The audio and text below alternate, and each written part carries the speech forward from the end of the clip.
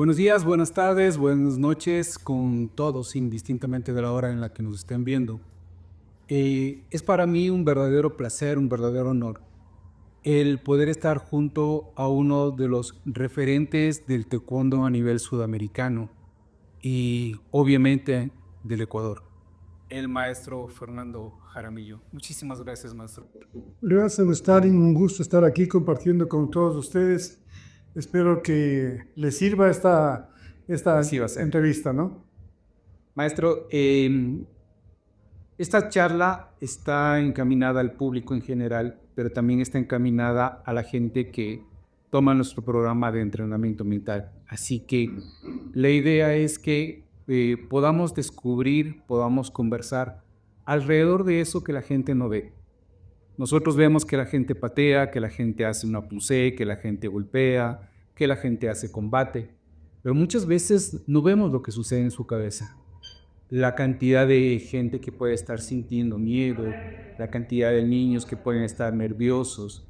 Entonces la idea de esto es que a esos jóvenes, a esos niños, a esa gente que está iniciándose en un deporte tan hermoso como es el taekwondo, podamos darle luces, podamos darle algún tipo de opción para que puedan controlar sus nervios, para que puedan controlar su ansiedad y obviamente a través de ellos a sus entrenadores y a sus padres de familia.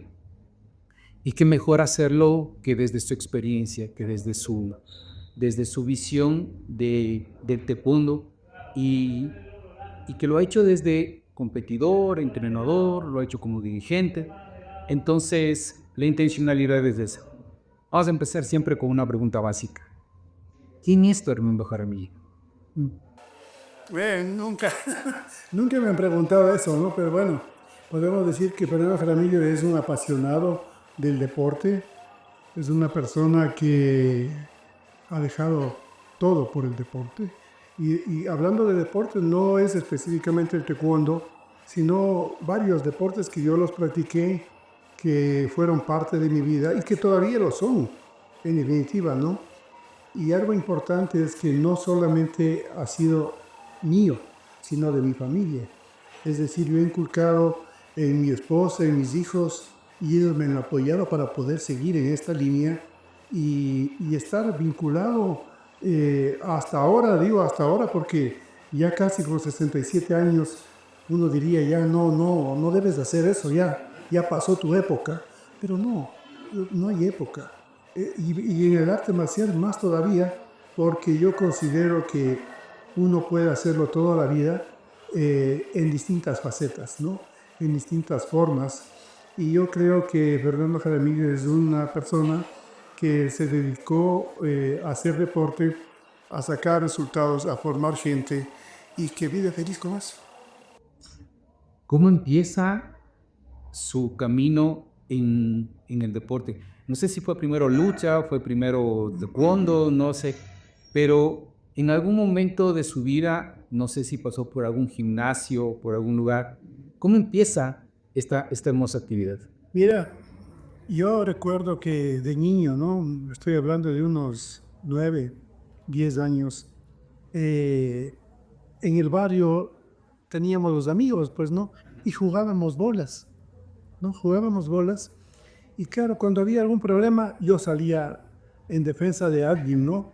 Y yo salía, pero siempre dependía, pero nunca fue algo mío, o sea, algo que me atacaban a mí. Yo dependía a alguien. Y yo creo que ese fue el inicio, ¿no? Es decir, siempre me caractericé desde niño en tratar de ayudar a alguien más. Cuando yo veía que a alguien le perjudicaban por algo, yo intervenía. Y casi nunca era conmigo. Ujú. Pero bueno, yo creo que eso fue el inicio para que a los 11 años, en el año 69, eh, haya con unos amigos, me dicen, vamos a hacer judo. ¿Dónde? En Inca. Entonces me voy a Inca y en el año 69, que es el año importante esto, porque es el año en donde el taekwondo se introduce en el país y en Pichincha. Ya. Y es en Inca donde se introduce el taekwondo. Pero yo me voy al lado donde practicaban taekwondo, que yo no sabía qué era, porque pensamos que era el karate, que era más conocido, y al lado había la pista la colchoneta de judo. Y yo entré a hacer judo, no entré a hacer taekwondo. Ya. Hago judo, pero les digo, oiga, me botaban contra el suelo no sé cuántas veces, salía con el cuello raspado y yo aguanté como 6 meses más o menos y dije, no, está muy duro para mí esto, no quiero hacer esto. Y me salí. Cuando voy madurando un poquito más ya en época colegial, veo las películas de los orientales, ¿no? Claro, los chinos que saltaban edificios, que al principio de la película le pasaban una espada por aquí y él seguía toda la película y al final de la película, bueno, o se moría o se salvaba, pero pasó toda la película con una espada. Entonces yo dije, yo tengo que hacer eso. Busqué una academia y encontré justo la Academia de Artes Marciales Pionero, Ya. que el maestro era Rodolfo Estrella. Ahí fue donde yo me inscribí, comencé a hacer la práctica y era tanta la afición de las personas que había horarios y en mi horario habían 70 practicantes. Pues imagínate, ¿no? Y eran creo que 5 o 6 horarios, ¿no? A full, toditos. Y ahí me inicié, pero yo noté, porque yo ya había practicado también un poco de yoga, siempre me incliné por estas actividades orientales, hindús, yoga, soy vegetariano, voy a los 52 años de ser vegetariano. Ya. Y es por esto, por el yoga. Y el yoga me ayudó mucho en la parte de la flexibilidad. Entonces, cuando yo comienzo a hacer taekwondo en la Academia Pionero, veo que era uno de los más flexibles que el resto. También, obviamente, joven, ¿no? Por supuesto, o sea, un 14, 15 años, pero sobre todo era porque ya tenía una base de elasticidad. Y comienzo a practicarlo y comienzo a destacar. Y bueno, pues en el año 77, no, en el año 76, finales del 76 se cierra la Academia Pionero, pero en esa época yo vi a unos 2 practicantes de algo que no sabía qué era, que les veía que se daban vueltas, que se levantaban. Entonces yo me acerco y digo, ¿y ustedes qué están haciendo aquí? Ah, son los estudiantes de la Politécnica. Y mi maestro, Rodolfo Estrella, era profesor de la Politécnica de Taekwondo. Entonces parece que también tenían que aprobar educación física y cogían deportes y ellos tenían que aprobar taekwondo. Pero ellos estaban haciendo lucha olímpica. Entonces cuando yo veo eso, digo, me parece interesante la lucha. Dice, claro, sí es mejor que el taekwondo. Eso me llevó al corazón. Dije, no, ¿cómo va a ser eso? Me invitaron a hacer lucha. Fui al Palacio de los Deportes, era en ese entonces, como se llamaba, la concentración de Bolívar de Pichincha. Subí a donde estaban haciendo lucha y les veo que se daban trampolines. O sea, lo que tú haces cuando tienes 6, 7 almas, ¿no? En el césped ahí. Sí, y en la escuela, ¿no? Entonces yo veo eso y digo, qué feo, ¿qué? Trampolines, media luna y todo eso. Dije, no, mejor me voy, no es para mí esa actividad. Casi cuando me estoy yendo, me ven estos 2 amigos que me invitaron y yo había llevado mi equipo para hacer lucha, pero ellos me dicen, ven a hacer. Digo, no traje equipo. O sea, como no me gustó lo que yo vi, Claro. dije, no, mejor no. Pero me presentaron al profesor, al entrenador, que era Ricardo Crespo, que es bueno, ya falleció él, pero fue una eminencia en la lucha olímpica y les llevó a nuestra provincia y al país a los mejores niveles de competencias nacionales e internacionales. Fuimos más de 25 años campeones nacionales. No, entonces eso es algo Meritorio. que no lo consigue cualquiera. Pero él me invitó y era una persona grande, robusta, gritona. Entonces me impactó un poco porque uno, un poco con lo que practica artes marciales, más respeto, más disciplina y acá, y un poco de cosas así. Entonces, me afectó. Pero dije, bueno, no, mañana vengo. Y me iba caminando a coger bus para ir a mi casa. Y dije, bueno, probemos a ver qué pasa. Y entonces comencé a hacer lucha y justo mi academia se había cerrado. Ya lo habían vendido el terreno, alguna cosa de eso pasó. Entonces comencé a hacer lucha en enero del 77. Y así fue como me fui vinculando. Y luego en el 80 ya puse este gimnasio, que ya tiene, va a cumplir 45 años en este mes de junio. Y esta es la actividad, ¿no? En el gimnasio, en la Academia Pionero, hacíamos los sábados boxeo. Entonces también era obligatorio para todos los practicantes de taekwondo hacer boxeo y comenzamos a hacer y eso también me dio cierta facilidad porque sabemos que el taekwondo utiliza el 80% de las piernas y los brazos para nada prácticamente. Entonces comencé a mover boxeo y ahí comenzó a hacer esa diversidad de actividades deportivas, de deportes de combate. ¿Y sabes por qué no hice karate? Porque no había contacto. Porque en el karate, Claro, en ese años cara, había que marcar el golpe. Si mandabas el golpe muy duro, ya, descalificado. claro. Entonces dije, no, karate no me gusta, quiero lo que es pelea, ¿no? Judo, lucha, boxeo. Y en eso me metí a participar porque me gustaba. Y esto es algo importante de lo que estuvimos hablando un poquito previo a esta entrevista, es de que si a ti te gusta algo, no debes tener miedo. Es mi caso, pero no es el caso de mucha gente.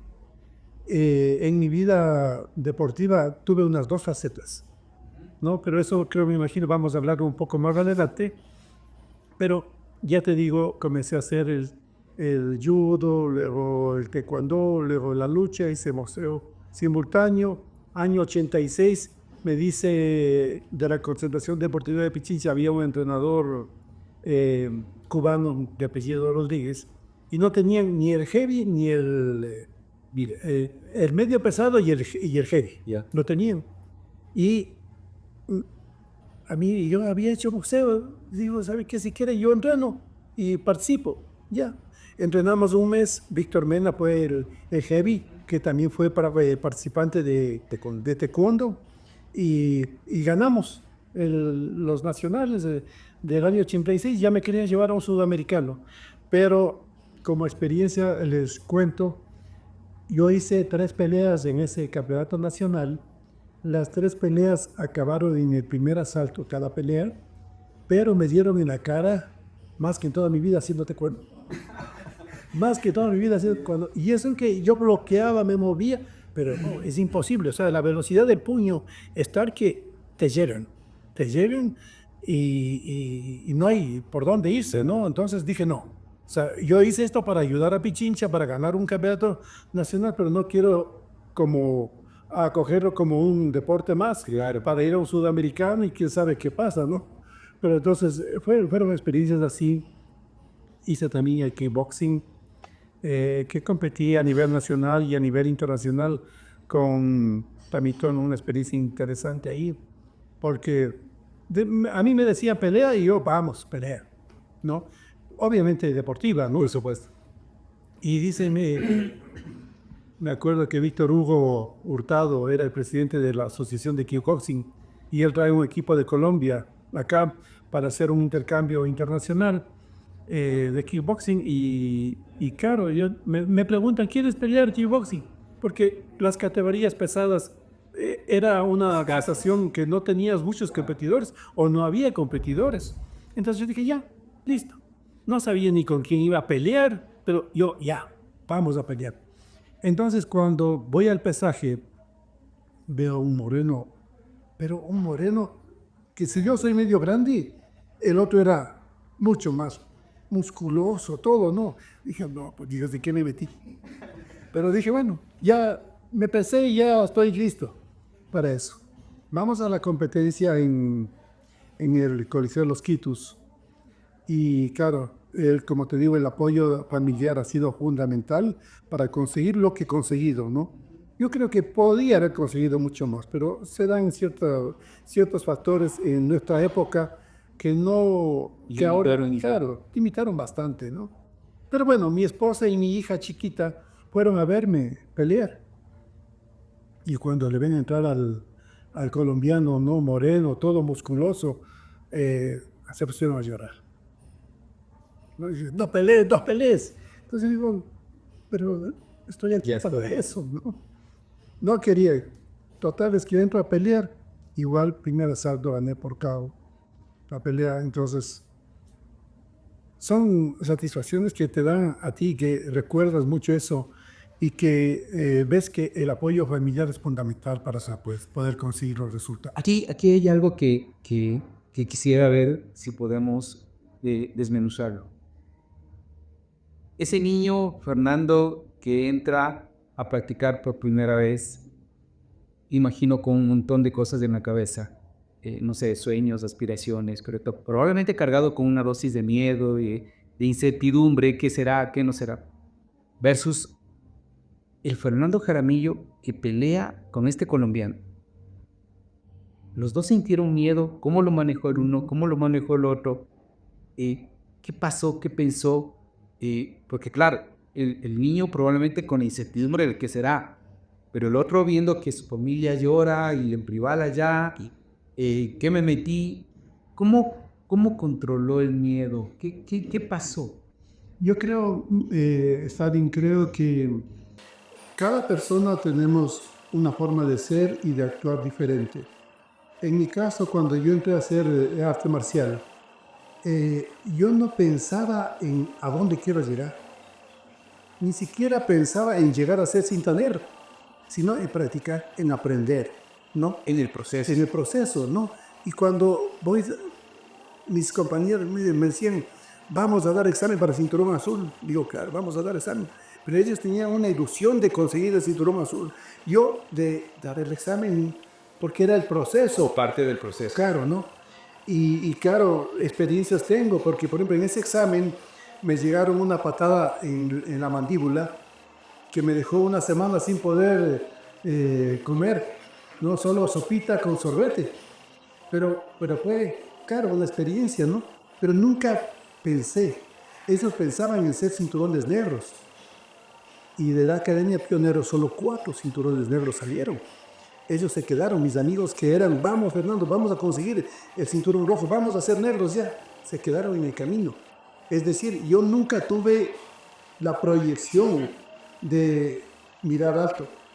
Yo creo que puede ser una equivocación, pero yo iba por el proceso, paso a paso, consiguiendo los resultados y consiguiendo los grados que tenía. Actualmente probablemente creo que también eso de fijarse un objetivo a la larga creo que también está distorsionando mucho la participación, por ejemplo, en el caso de los niños, porque muchos niños quieren ser cinturones negros, muchos niños quieren ser campeones y se obsesionan tanto con el objetivo que cuando no lo consiguen se frustran y se ponen a llorar, ya no quieren entrenar, se enojan, tienen sus rabietas.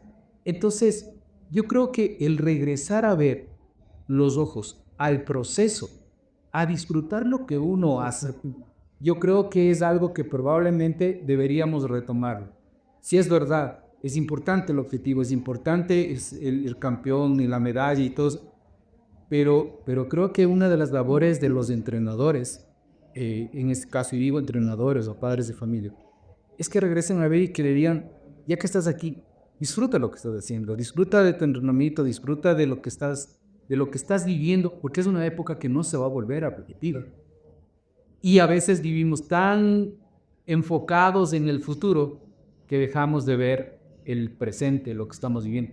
Así que yo creo que probablemente es uno de los factores que hace que uno se apasione de las cosas. Vivir el momento, vivir el proceso. Yo creo que a mí me pasó como deportista, competidor internacional, a mí me gustaba pelear.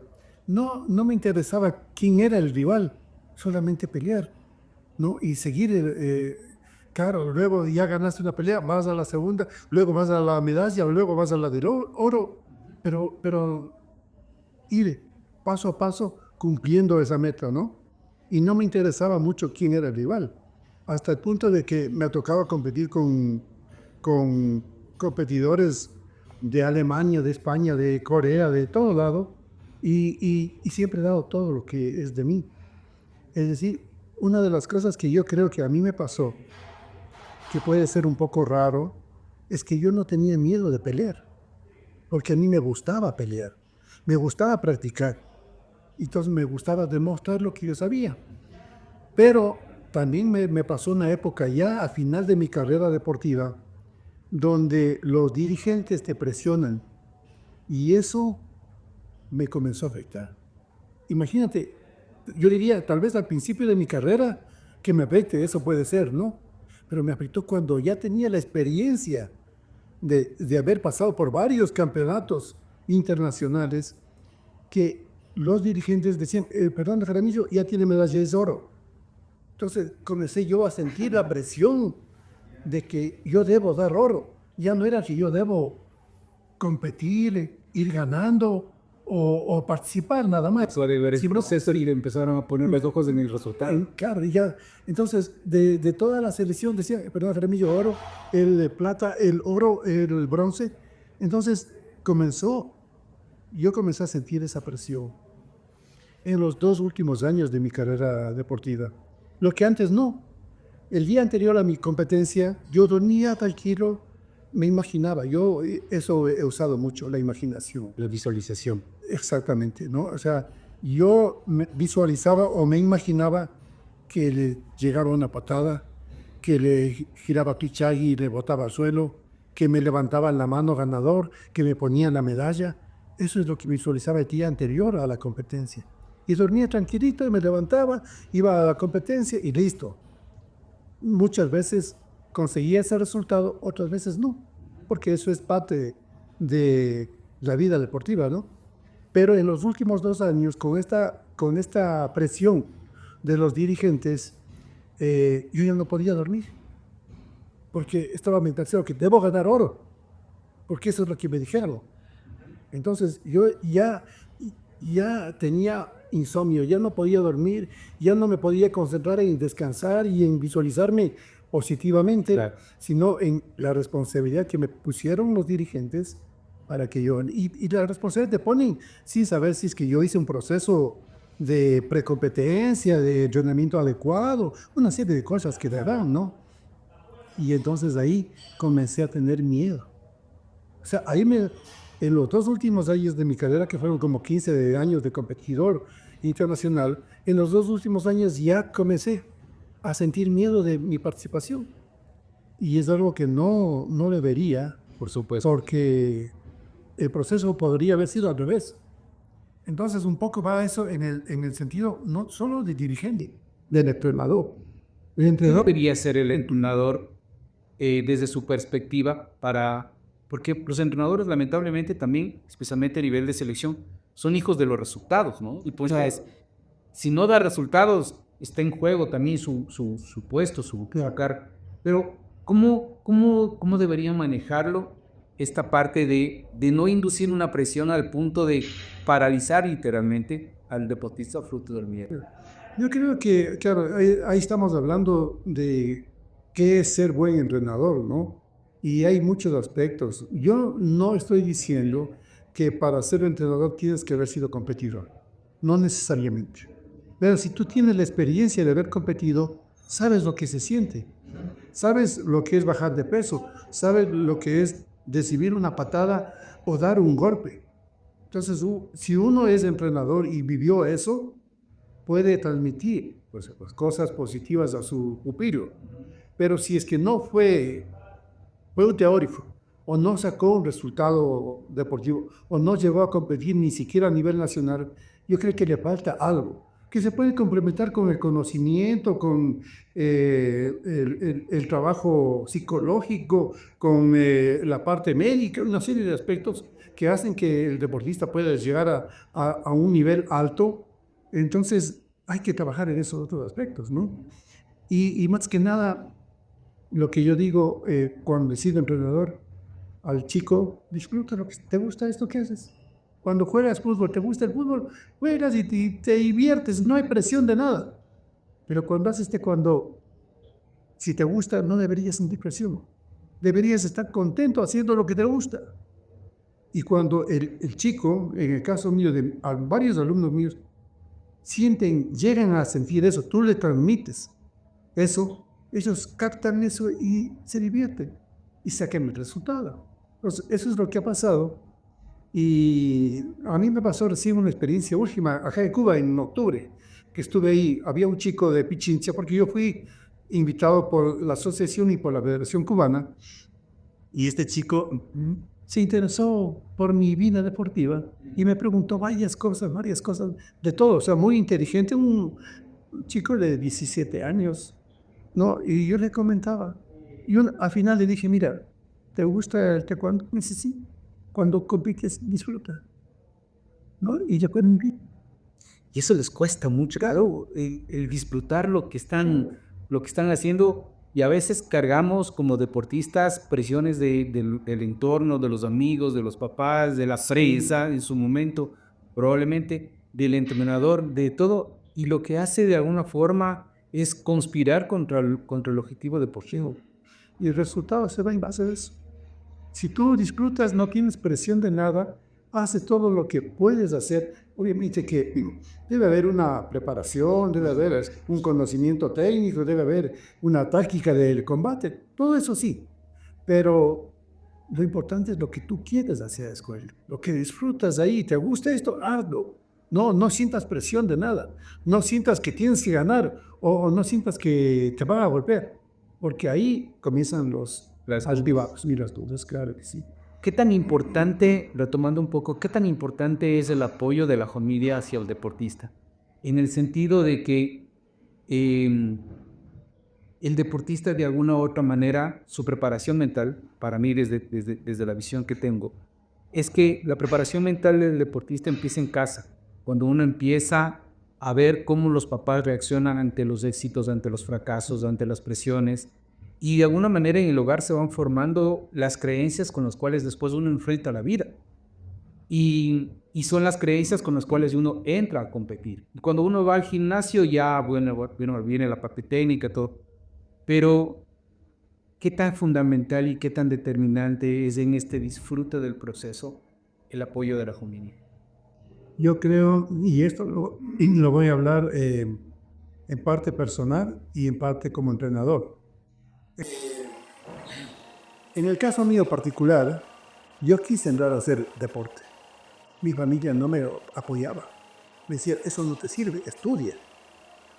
La visión del padre antiguo, de antes, era el estudio lo que te sirve, nada más. El deporte, el estar en reunión de amigos, no, eso no te sirve para nada. Solo estudia, ¿no? Y claro, en mi casa fue eso. Me exigían estudiar y yo quería hacer deporte. Entonces, sí, hay una situación en esa época que puede ser ahora también. Hay padres que dicen, no, tienes que estudiar porque tienes que trabajar después o tienes que ayudar a la familia y el deporte no sirve para nada. Pero en cambio, hay otros padres de familia, ahora sobre todo, que ven que el deporte es un mecanismo para conseguir otros objetivos, ¿no? Y muchos objetivos que de una manera sin hacer deporte no los podrías conseguir con el deporte se puede canalizar a un abanico de situaciones. Becas, por ejemplo. Becas, no, Posibilidad de acceso. claro, claro. Y en universidades que nunca hubieras imaginado poder estar. Pero cuando uno, como padre, le pone a un hijo en el taekwondo, por ejemplo, puede ser impositivo del padre al hijo. O puede ser que el hijo también quiera estar ahí. Y ahí se va una dualidad de cosas, ¿no? Experiencia como entrenador. Nosotros éramos campeones infantiles desde el 81 hasta el 84. Y cuando en el 84 veía que el niño salía llorando porque ganaba o porque perdía. Y el papá, cuando perdía, le mandaba a pasear al hijo Sí, o sea, y tal vez el mismo padre nunca pudo hacer lo que el hijo hizo, a pesar de que perdió. Entonces dije, no, los niños no deben competir en ese nivel. Y yo dije, nunca más vamos a ser campeones infantiles. Y así, nunca más volvimos a ser campeones infantiles. Entonces la situación se da en que el padre tiene que ser un mecanismo de ayuda y de apoyo para el hijo, porque si el hijo quiere entrenar, le va a apoyar.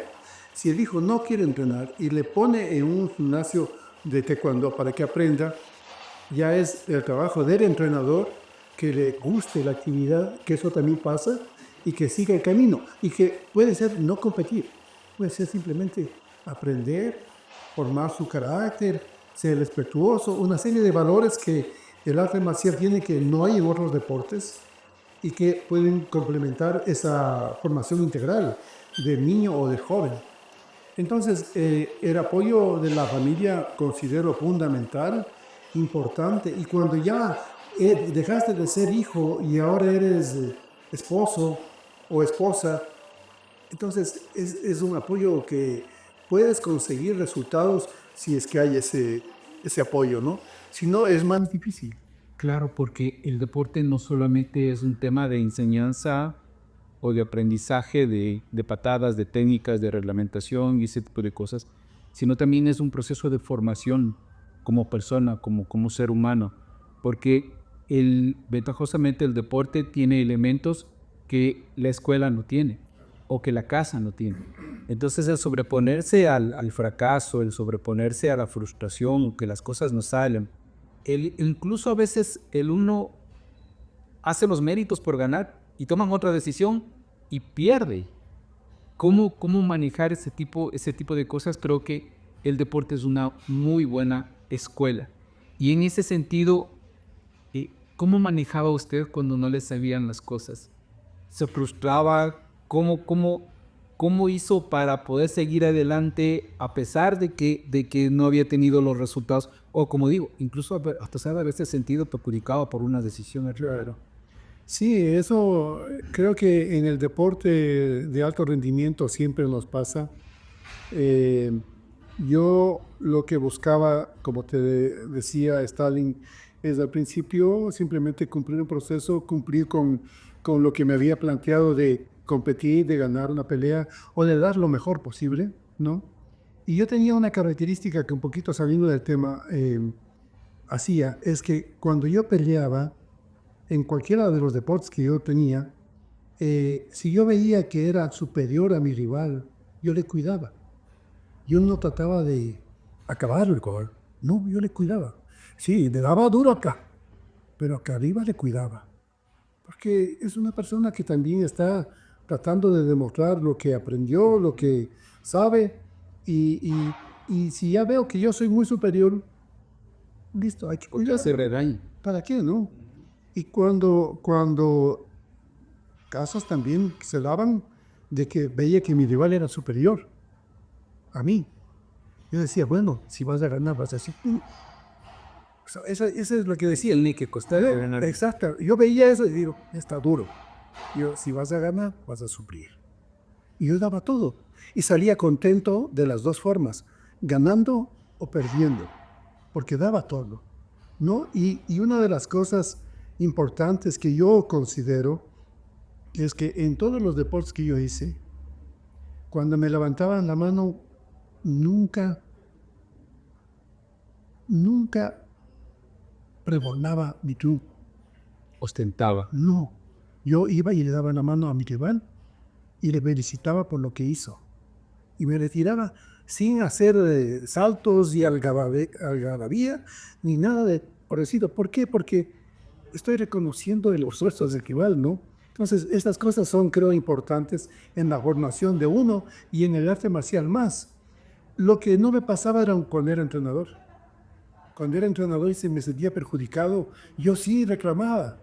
Y sí me, Cuando era pequeño, sí exactamente lo mismo. yo reclamaba, contra el árbitro, contra la mesa directiva, porque me sentía perjudicado con mi competidor.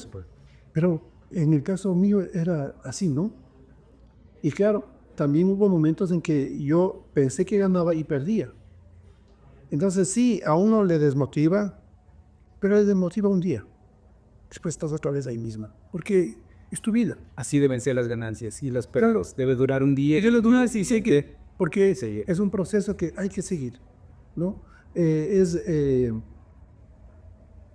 autoanalizarse y autosuperarse, porque si ganaste, hay que mejorar. Si perdiste, hay que mejorar con más razón.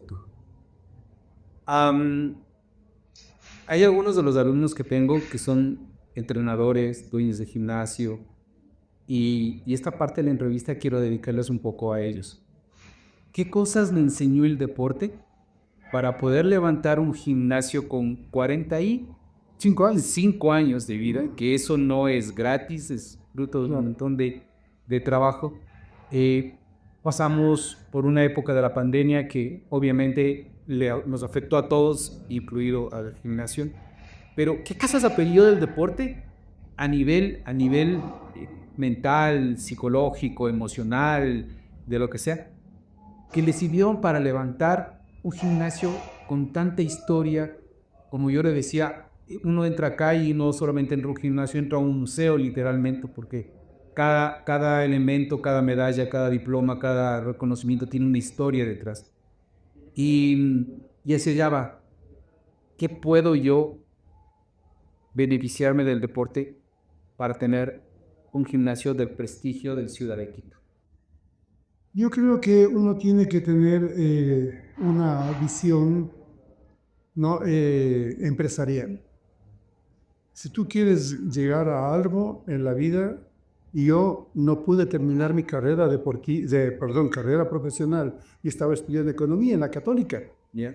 Y me tuve que retirar a la mitad de la carrera por el deporte. Porque obviamente como hacía 3 deportes fijos, ¿no? Por ahí 4 o 5, pero no eran fijos. Pero judo, lucha y taekwondo eran fijos. Casi todos los años estaba compitiendo. ¿Qué tenía? Que viajar a los nacionales. Y competí en 2 deportes internacionalmente, en lucha y en taekwondo. Pues salir 1 o 2 o 3 veces a nivel anual me comenzó a perjudicar en mi profesión, en mi futura profesión, digamos. Entonces dije, no, tengo que escoger. O es la carrera de economía o es el deporte.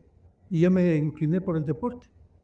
Y la verdad no me arrepiento. Soy feliz haciendo lo que he hecho y todavía sigo haciéndolo. Disfrute el proceso. Disfruto, claro, exactamente. Igual que el deporte. Claro. Pero una de las cosas que analizando ya a futuro, veo para atrás y digo, a ver, cuando yo fui a hacer lucha en enero del 77 y me llevaron ya como selección de Pichincha para ir a los Juegos Nacionales del año 77, me llevaron a Panamá. Primera vez que salía, primera vez que subía a un avión. Imagínense, ¿no? O sea, el deporte me abrió ese panorama, ¿no?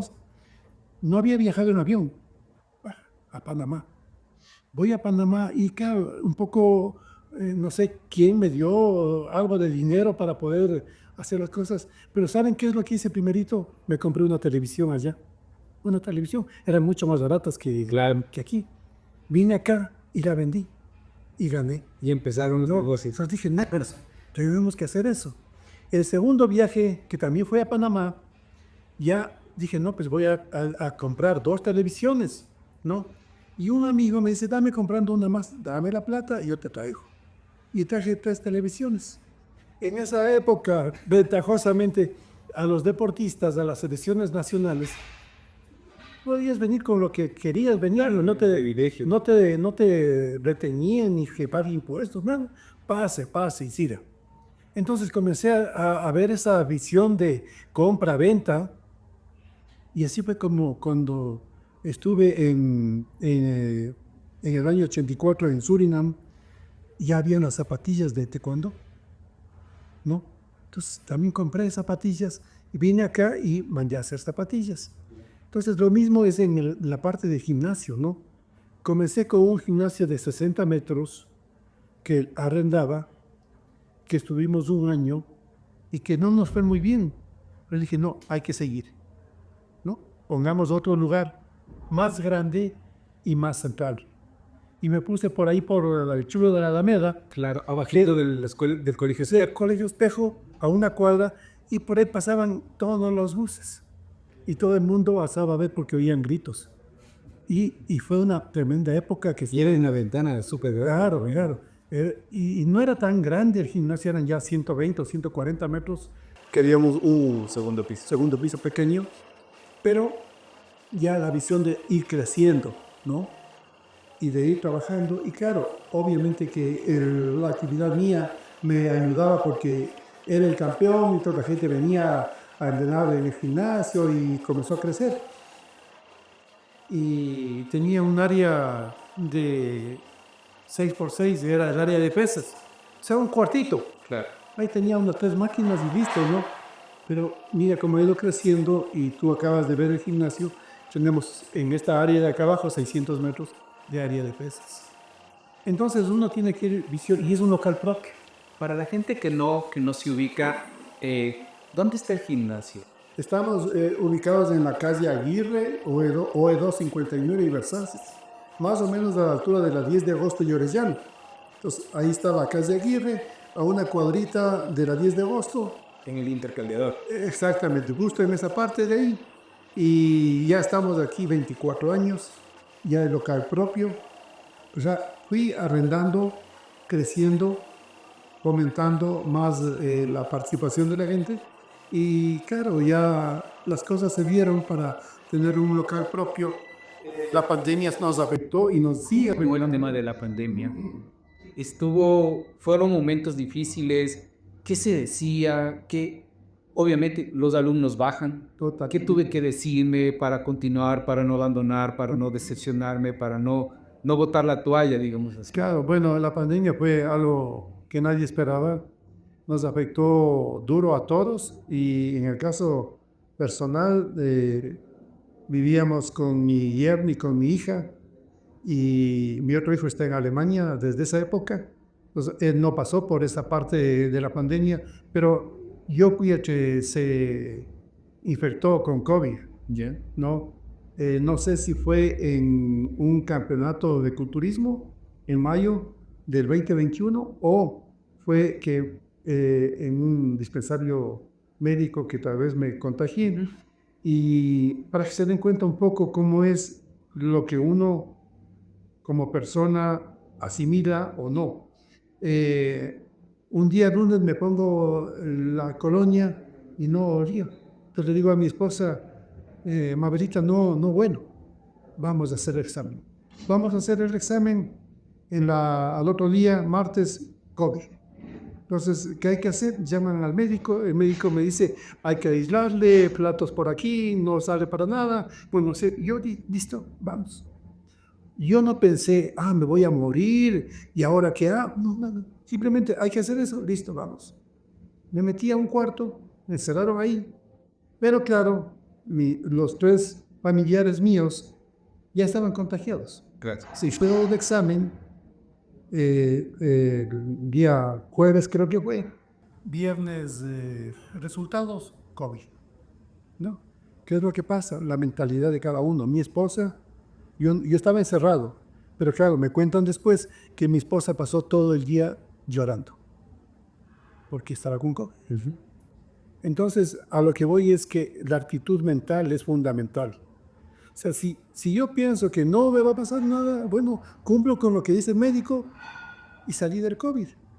Mi esposa tuvo que estar internada, estuvo entubada, le daban 10% de probabilidad de vida. ¿Y es por qué? Por la mentalidad. O sea, si uno tiene una mentalidad débil o una mentalidad de que aquí me muero, puede pasarte esto. Y en el deporte es lo mismo. Si tú piensas que no puedes, o que no puedes ganar, o que no puedes sacar un resultado, o que no vas a poder descuartizarte, ¿qué va a pasar eso? Los límites empiezan por la cabeza. Claro. Entonces, claro, nos tocó vivir una época bien dura, porque mi esposa salió de la clínica mal, o sea, muy mal, no podía valerse por sí misma, pero poco a poco con diferentes terapias comenzó a recuperarse y siempre nos quedan un poco de secuelas, como a mí también, a veces dolor de la rodilla, del codo, del dedo, bueno, un poco de cosas, pero no quiere seguir, ¿no? Y Lo que toca. nos ha afectado en la parte económica, obviamente, porque si yo tenía antes más de 200 alumnos, ahora no tengo 50 alumnos, ¿no? Y todavía estamos en un proceso de tratar de salir adelante, pero claro, uno ya no tiene las necesidades de antes, ya mis hijos están grandes, ya solo estamos los dos, que es el proceso de vida también, estamos los dos y tenemos el gimnasio y estamos dando un servicio.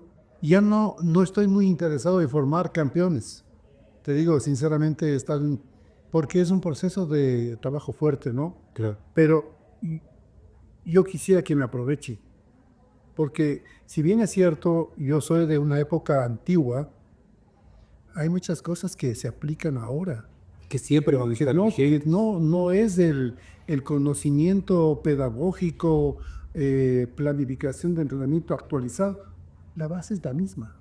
La base es la misma. Creo que en algunas cosas podemos, veo que a veces se exagera mucho en la parte científica, ¿no? Es que la tecnología, que la planificación, que eso, y se planifica, pero de ser posible, minuto tras minuto, y en la realidad no es así. En la realidad a veces se nos presentan imprevistos que destruye cualquier tipo de planificación. Entonces, ¿qué tenemos que hacer? Tenemos que salirnos a veces de la planificación, volver a reestructurar las cosas para volver a hacer bien y retomar. Pero a veces nosotros creemos que el deportista, el proceso de entrenamiento o la misma vida tiene que adaptarse a la planificación, cuando en realidad la planificación tiene que adaptarse a los eventos como el COVID, los eventos deportivos. Situación económica, apoyo, no apoyo, una serie de situaciones, ¿no? Yo creo que hay que coger cosas buenas Sí, sí. de lo que se hace, pero también hay que coger lo que antes funcionaba. Y por ejemplo, ahora yo creo que es bueno tener un equipo de trabajo, porque antes era el entrenador con los deportistas y el entrenador era el que hace todo. Y no está bien, pero hay que sectorizar. Tiene que haber el departamento médico, el departamento de psicología, el departamento de rehabilitación, Macronutrición. claro, ¿cómo bajaban de peso antes nuestros competidores? Punte plástico. Y ahora hay que bajar de peso comiendo. O sea, es increíble, ¿no? Pero son cosas que se dan y que uno tiene que adaptarse a las cosas nuevas, pero también a veces pensamos, como tú dices, que la metodología o lo último que se conoce, o el ATR o los sistemas que se dan, el bioclásico, pero es lo mismo que lo que se hacía antes, solamente que menos tiempo. Entonces uno debería tener un equipo de trabajo para conseguir sí, mejores. Creo que todo tipo de planificación le cae muy bien sazonarla con la experiencia, sobre todo que eso es algo que no se improvisa, es algo que no se aprende en las aulas, es algo que yo podré aprender a planificar en un año de estudio, perfecto, pero la experiencia la tengo que construir en años y años, y eso es algo que no se compra uno en la universidad. En la universidad a uno le dan la parte teórica, pero yo en la universidad no voy a comprar una materia que se llama experiencia de vida, a través de la cual yo voy a mejorar y hacer mi trabajo. Tengo que vivir y tengo, como digo, como se dice vulgarmente, fajarme en las patas de los caballos para poder sacar el evento, la medalla o lo que sea yo sí planificar. En otro reto, el libro. ¿Qué significa en su vida el ahora tomar el rol primero de deportista, después probablemente entrenador, dirigente y ahora autor? Ya no solamente voy a ser un usuario del conocimiento, sino ya voy a ser un generador de conocimiento. Claro. Mira, las cosas son tan especiales, ¿no? 12, 13 años he tenido un cuadernito espiral que he puesto mi vida le por ti. Y he comenzado a notar cosas en esa época que era lo que yo estaba viviendo, ¿no? Fui seleccionado, me voy a tal competencia en Panamá, me tocó pelear con tal persona, que gané medalla, bueno, fui sacando un poco de datos de recopilación y fui creciendo en todo eso y luego en tener material, porque a veces uno lee o tiene un diploma y luego lo archiva y luego lo pierde, ¿no? Y la mente es muy frágil. Entonces yo dije, no, yo debería hacer un libro sobre el taekwondo, que es el deporte número 1 para mí, ¿no? Y dije, la historia del taekwondo en Ecuador. Y comencé a recopilar datos y mientras estaba haciendo el libro, ya ventajosamente con datos y con documentos que tenía guardados, porque he sido muy meticuloso en eso, recortes de prensa y tanta cosa, ¿no?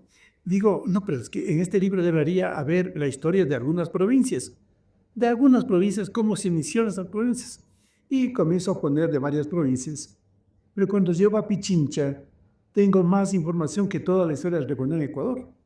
Obviamente, porque aquí tenía yo los datos de los intercolegiales, de los campeonatos provinciales, de todo, ¿no? Entonces digo, no, ese quiere ser un libro totalmente aparte. Y comienzo a escribir eso. Como tengo el libro de mi vida deportiva, digo, una autobiografía. Comienzo a hacer la autobiografía también. Simultáneos son los tres, ¿no? Y en el año 2022, Stalin, fui elegido presidente de la Asociación de Lucha. En sesión, en Asamblea General, todo, elegido presidente. Entro a las oficinas de la Asociación de Lucha y no hay un papel. No hay un solo documento. Entonces digo, ¿cómo puede ser? Lucha, hemos sido más de 25 años campeones nacionales. Ricardo Crespo fue el que elevó el nivel de la lucha ecuatoriana y de Pichincha, obviamente. ¿Cómo no puede haber un documento que, Claro, algo que diga lo que pasó, ¿no? Entonces digo, no, tengo que hacer un libro de la lucha olímpica también. Comencé a hacer, es un libro que tengo menos información, obviamente, porque el taekwondo lo competía como club. En la lucha era yo un competidor más, ¿no? Entonces es más difícil conseguir la documentación, pero se hicieron los 4 libros y justo a raíz de la pandemia. Como el gimnasio pasó cerrado 10 meses, pues comencé a organizar todo y comencé a transcribir los libros y me ha tocado hacer una serie de cambios porque el primero, para que te des cuenta, ¿no? Hice el libro, digo, para que todo el mundo pueda ver bien en mayúsculas. Y cuando quiero hacer una validación de los libros, me dicen, no, tiene que ser con las normativas APA 7. Entonces, ¿eso que indica? Que tiene que ser con una letra de tal tamaño, con espacios, con sangría, bueno, comienzo a hacer, o sea, a rehacer, y me salían 545 páginas de un libro. Entonces, salían muy caro. Entonces me dice, alguien me aconseja que haga a 2 columnas. Pues todo el libro lo cambio a 10 columnas, a mover las fotos, bueno, todas esas cosas. Y ya están los libros terminados, están con validación académica, están con el antiplagio, bueno, una serie de cosas. Falta por finiquitar el ISBN y derechos de autor. Pero lo importante de los libros es que estoy hablando de una historia. La historia que comenzó en el Ecuador y en Pichincha en el año 69 hasta el año 2024. Y en eso estamos haciendo una historia de lo que se ha vivido, de los diferentes entrenadores, dirigentes, deportistas, campeonatos, estadísticas, o sea que es importante, ¿no? Y quería un poco, solamente, este es un borrador, se llama La grandeza de la humildad, es mi autobiografía. Y este libro que ustedes lo ven es A4 y tiene 326 páginas. Bueno, habla de todo lo que me corresponde como autobiografía, como persona, como deportista, como entrenador, como Gimnasia Ciudad de Quito y en donde he dado mis clases, ¿no? En la escuela militar, en Cuba. Tengo un área bastante... Claro, en Cuba de de Suba, que es algo muy especial, es algo único, ¿no? Tú sabes y todos conocemos que de Cuba exporta entrenadores. Y yo fui uno que llegó a Cuba a introducir el taekwondo en esa isla. Y ahora hay entrenadores de todo el mundo de taekwondo que están dando resultados de Cuba. ¿Qué aprendizaje le dejó él como persona o como profesional? ¿Qué aprendizaje le dejó el introducir el taekwondo en Cuba? Fue algo medio interesante todo esto porque yo no sabía que iba a ser el instructor, sino que yo iba a dar clases en Cuba. Yeah. No, ¿qué es lo que pasa? Que en el año 86 la ODEPA, la Organización Deportiva Panamericana, incrementa el taekwondo en Juegos Panamericanos de Indianápolis, año 87. Entonces en el año 86 dicen, vamos a hacer taekwondo también. En Cuba, que es una potencia deportiva a nivel panamericano y mundial, dicen, bueno, a ver, ¿qué es esto de taekwondo? Entonces coge y reúne a 32 karatecas. En Cuba había karate. Entonces el karate es más antiguo, ¿no? Entonces dicen, bueno, ellos son los que van a participar, pero tenían que buscar un entrenador. mi criterio es que ellos, obviamente, como el taekwondo es de Corea del Sur y Cuba es socialista, no podían pedir un entrenador coreano y no podían pedir un entrenador de Corea del Norte porque no hay taekwondo de la WT, sino de la ITF, que es totalmente diferente. No podía pedir un entrenador a Estados Unidos o a México porque era rival directo en las competencias. Y digo yo, ventajosamente, Ecuador tenía un convenio con Cuba. Cuba nos mandaba entrenadores y profesionales en el área administrativa para capacitarnos y todo eso. Había un convenio, ¿no? Entonces el Comité Olímpico Cubano le pregunta al comité ecuatoriano, al doctor Sabino Hernández, si es que tenemos un entrenador de taekwondo. Entonces el doctor Sabino Hernández dice, no, para el nivel de ustedes no tenemos. Así, ¿no? Pero ventajosamente para mí había un convenio con Pichincha. Entonces lo mismo hace el Comité Olímpico Cubano, le pregunta al presidente de la Concentración Deportiva de Pichincha, Bruno Frisone, si es que hay un entrenador. Entonces dice, no, no tenemos un entrenador, pero tenemos un deportista que cumple las funciones de entrenador. Entonces era yo, porque yo estaba siendo el deportista y entrenador de Pichincha. Entonces me dice, bueno, queremos ver, ¿ves qué puede venir acá? Entonces a mí me preguntan, ¿quieres ir a dar clases a Cuba? Y digo, bueno, claro, yo me siento capaz de dar clases. Creo que en los inicios del taekwondo en Pichincha tuvimos entrenadores que sabían la metodología del arte marcial, porque todo se maneja en arte marcial. Cuando comenzamos a competir a nivel internacional, que es año 73, primer mundial, ya es otra cosa, pero nosotros todavía seguíamos como arte marcial. Entonces yo conocía todas esas artes marciales y ventajosamente, digo, tenía a mi entrenador de lucha, que la lucha también es mucho más antigua todavía, que ya había planificación. Y yo aprendía de lo que veía en mi entrenador de lucha, lo que hacía, cómo hacía, por qué hacía.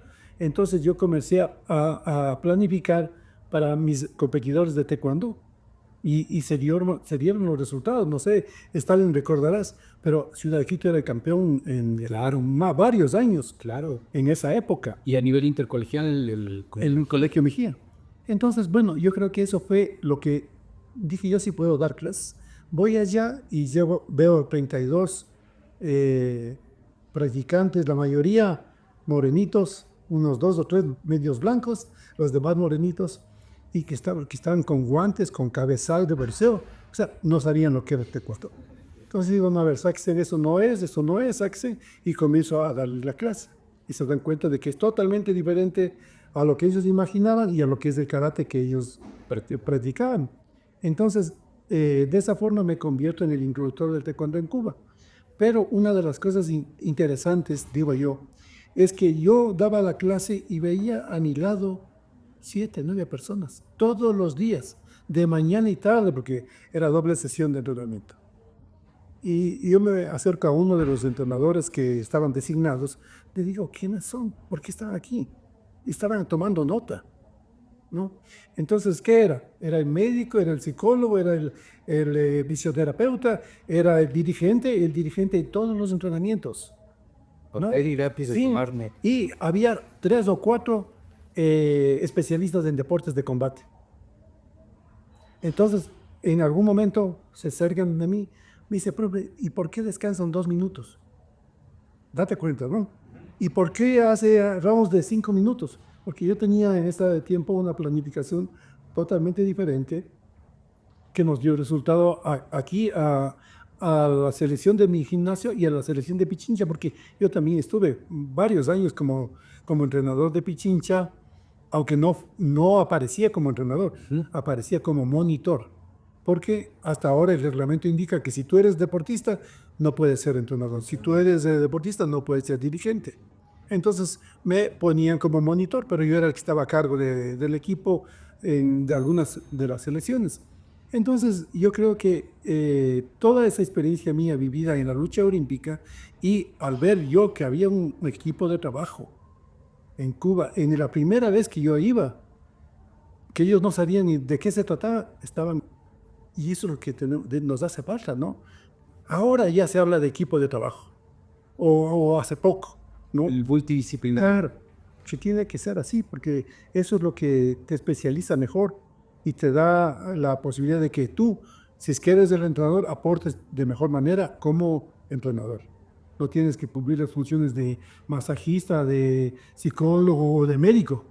No, tiene que cada uno caracterizarse por eso. Entonces yo creo que la experiencia de Cuba fue muy importante porque me hizo aprender también. Y no vas a creer, pero yo me traje dos maletas de libros. Allá me lo regalaron los libros y traje para estar aprendiendo planificación, porque nunca estudié eso, en definitiva. Eh, Fue experiencia, fue deducción, ¿no? Pero creo que fue muy importante. Y aquí en el Ecuador tampoco es que había mucho material al respecto para poder, no, pues no se da la información. Entonces, No, y mira, el taekwondo hasta el año 84, tal vez 85, no había una planificación adecuada. Después de eso es que comienza ya un poco a organizarse mejor, porque ya el taekwondo también entra a ser parte de Pichinche y del Comité Olímpico a raíz del Mundial del 82 y en Pichinche del año 80. Entonces es como, ahí es que nos vamos abriendo un poco el panorama de que no es cuestión de solamente entrenar, sino que hay que planificar, hay que ver las cargas y, bueno, un poco de cosas de esas que son importantes. para ya ir terminando, ¿qué se siente competir en Juegos Olímpicos? Primero, sí, o sea, el hecho de haber ganado una medalla en los Juegos Panamericanos de Indianápolis me dio la posibilidad de estar en los Juegos, de clasificar a la medalla que se la medalla que no, la medalla que no la tuve, que no. Entonces, ir a los Juegos Olímpicos fue una experiencia muy, muy buena. ¿Cuáles Juegos Olímpicos? En donde por primera vez entraba el taekwondo, 1988 en Seúl, Corea. La ventaja que tuvimos es que pudimos ir 2 meses antes a entrenar en Corea. Y entrenábamos en la Universidad de Gyeonggi, que es una universidad que está a 1 hora y media de Corea, de Seúl, y es la 4ª universidad en nivel competitivo. Tenía varios campeones mundiales, 3 campeones mundiales, que eso ya indica el nivel, ¿no? Y fuimos 3 deportistas, Pascual Pacheco, Francisco Carballo y mi persona, y nos tocó. Estamos hablando de la élite del taekwondo así mundial, entonces cualquiera que les hubiese tocado era duro. Sí, no, era entrenamiento mismo duro. ¿Por qué? Porque entrenábamos 2 veces o 5 veces por día. No sabíamos cuántas veces teníamos que entrenar. Nosotros entrenábamos, comíamos y dormíamos. Entonces, a veces estábamos en el cuarto, entrenamiento. Como tampoco nos podíamos entender muy bien con los coreanos, entonces era un lío, pero eran mínimo 2 veces al día de entrenamiento y lo que más entrenamos fue 5 veces.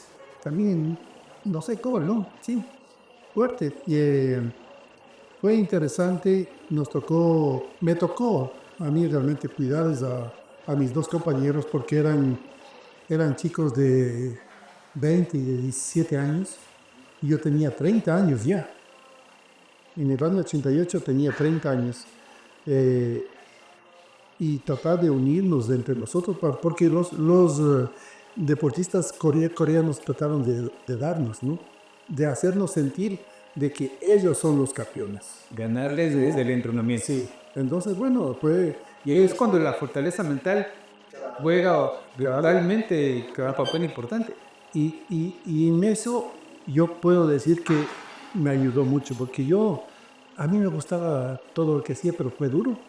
Pero mis compañeros, hubo momentos en que uno de ellos se quedó 3 días metido en mi cuarto, no quería salir.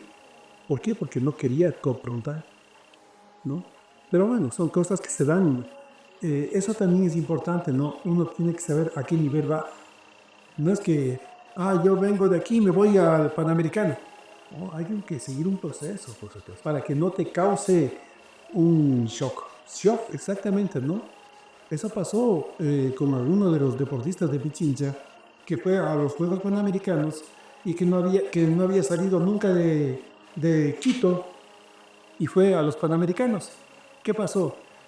Vio la cosa inmensa y se le aflojó el estómago. Claro, es que ahí es malo acelerar los procesos, como no respetarlos. Exactamente. Tienes que ir ganando la experiencia, la confianza en diferentes competencias para llegar a esta que es el objetivo fundamental, ¿no? Entonces en Corea nos tocó duro, luego la participación fue más dura todavía porque en el caso mío me tocó con el coreano que era campeón asiático, campeón mundial y que quedó campeón olímpico, pero la satisfacción es que le pegué igual igual. Más bien él estaba desesperado y como te decía antes de la entrevista, me tocó comprar el VHS para tener yo un documento que diga, así peleaste. Porque si no, uno Se olvide. claro, y miran, perdió, pero te dieron una pin, ¿no? Ahí está, desesperado el coreano. Porque, mira, una cosa interesante, ¿no? El coreano en el Mundial del 87 en España, que yo debía haber ido, pero por los dirigentes no fui. Ahí se dan las cosas que Cuando los a veces son ya dos ¿no? más. No fui, pero ese coreano en el año 87 ganó las 5 peleas que hizo por KO. Y yo veía el video de él y digo, algún rato me toque con él. Las Olimpiadas, primera pelea fue en el coreano. Ya. No me pudo poner KO. Me ganó apretado y me ganó desesperado. Y estaba en Corea, obviamente que traí, sí, pero me ganó. O sea, no puedo decir, Sí. me ganó. Estuvo mejor que mi persona, pero le peleó muy bien y él en reconocimiento se sacó su camiseta y me la obsequió. Pues son cosas que te llegan y dices, bueno, hice lo que debía haber hecho. A veces no se puede conseguir más porque no tienes el apoyo necesario. A mí me ha pasado eso. Y antes, peor, antes nos preparábamos para la competencia fundamental, no había precompetencia, chequeo, nada. Selectivo a la competencia. Que no había más presupuesto. Nada. Entonces es difícil, ¿no? ¿Qué le deja, aparte de las medallas, obviamente los recuerdos, en la parte humana, ¿qué le regaló el deporte? Yo creo que una de las más grandes satisfacciones es haber aportado a la formación de mis alumnos. No solamente en la parte deportiva, que también hayan sido campeones, inclusive que hayan logrado mejor resultado que el que yo pude conseguir, ¿no?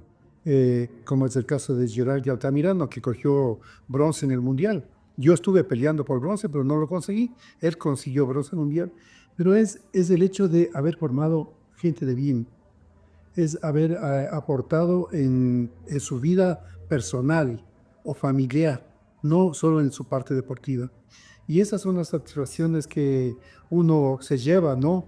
Ese es el legado que uno deja, porque los resultados deportivos están ahí, o se olvidan, o están en una medalla o en una placa, pero lo que haces por esa persona, la amistad que consigues, porque mira, antes éramos incorporados con los otros clubes, ¿no? Con la Universidad Central, con el Vinicio mismo, pero después ya somos amigos.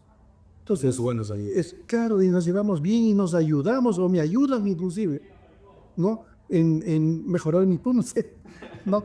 Entonces yo creo que esas son las satisfacciones que te deja el deporte, el sentirse que aportaste y el sentirse de que tienes amistad con las personas.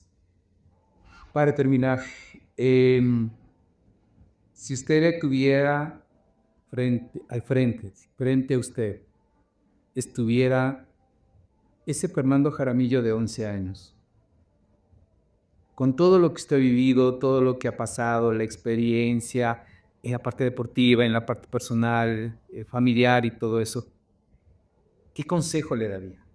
Bueno, a mí me gustaría estar de nuevo en eso. A todo eso. ¿Por qué? Porque puedo enmendar errores. Porque puedo hacer cosas que tal vez debería haber hecho y que no las hice y que pudieron marcar una diferencia en conseguir algo o irme por otro lado, ¿no? Pero yo lo único que le diría es a ese chico que comenzó ilusionado por practicar, gracias, porque él soy yo. Maestro, le quiero agradecer enormemente. Me voy consciente de algo. Creo que este tiempo que hemos dedicado a la entrevista es muy corto para poder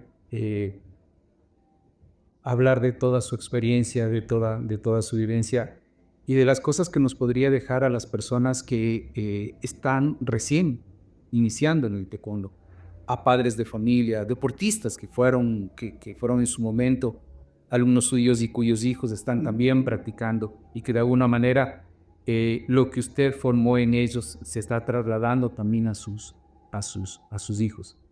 Y creo que cualquier tiempo que podamos conversar es muy corto. Ojalá haya una segunda parte para hablar de cosas que se nos hayan quedado pendientes, pero creo que para Pichincha, creo que para el Ecuador, para las personas que tuvimos la oportunidad de verlo competir, para las personas que tuvimos la oportunidad de entrenar junto a usted, creo que su presencia, su aporte en la parte no solamente de taekwondo, no solamente en la parte deportiva, sino en la parte humana, creo que ha constituido un verdadero regalo para nosotros. Muchísimas gracias a nombre de todos los que formamos y hacemos taekwondo, y muchísimas gracias a nombre del país, porque creo que, como digo, el aporte suyo ha sido extremadamente importante y extremadamente grande. Hacerles la invitación a la gente que venga al gimnasio, que haga deporte, que no se quede, que esta vida sedentaria no es saludable para nadie. Todavía estamos con el gimnasio de taekwondo, ¿sí? Sí, tenemos arriba en el tercer piso horarios de la tarde de 4 a 5, 5 a 6, 6 a 7, lunes, miércoles y viernes. Estamos tratando de retomar, ¿no? Porque antes de la pandemia teníamos jiu-jitsu, lucha, boxeo, kickboxing, todo teníamos. Pero claro, las situaciones se dieron diferentes. Pero estamos caminando todavía en este deporte, en el taekwondo. Y agradecerte, Stalin, por la entrevista y también porque se topa otros temas que llegan más a la parte sentimental y mental, que es importante para la formación de un buen atleta de alto rendimiento sobre todo. Muchísimas gracias, Víctor, otra vez. Y a ustedes, pues, agradecerles también el tiempo que hayan dedicado a ver el video y invitarles que estén pendientes de las futuras entrevistas que vamos a hacer a personas que de alguna manera han dejado huella, no solamente en el tema o en la parte de taekwondo, sino también en otro tipo de deportes y de esa manera pues también enriquecer la vida de nuestros deportistas. Muchísimas gracias. Muchísimas gracias.